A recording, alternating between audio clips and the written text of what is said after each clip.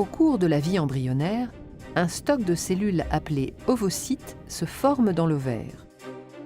À partir de la puberté et jusqu'à la ménopause, un ovocyte est expulsé chaque mois par l'un des deux ovaires.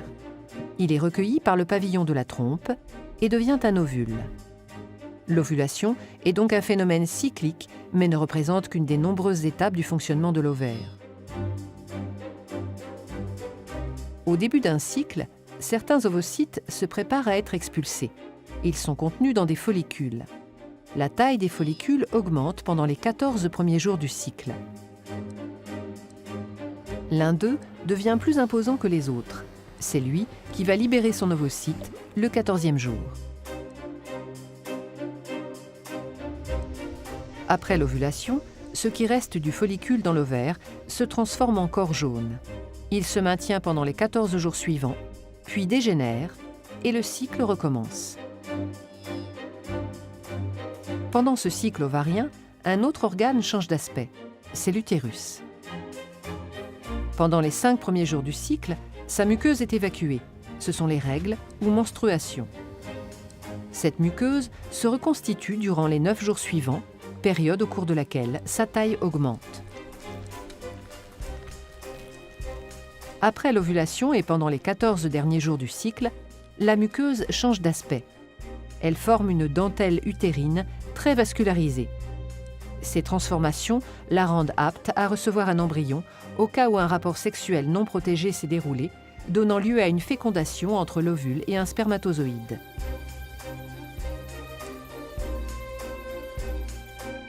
Les propriétés du col de l'utérus sont aussi synchronisées avec le cycle ovarien.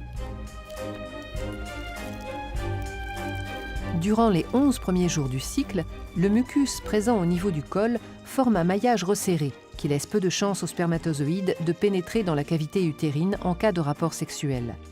Quelques-uns y arrivent cependant toujours.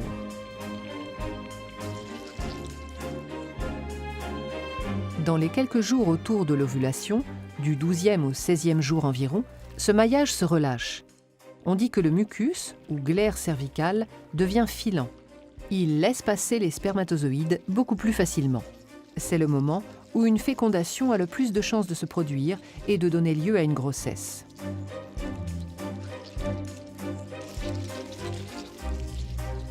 En fin de cycle, le maillage se resserre et la cavité utérine est à nouveau moins accessible. Le synchronisme des cycles ovariens et utérins ne doit rien au hasard.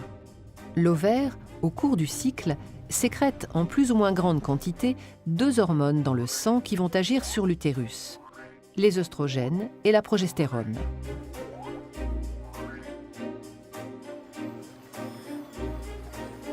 Au début du cycle, la concentration sanguine des 2 hormones est très faible. C'est ce qui cause les règles. Les œstrogènes sont surtout sécrétés pendant les 9 jours suivants. L'utérus réagit alors en régénérant sa muqueuse.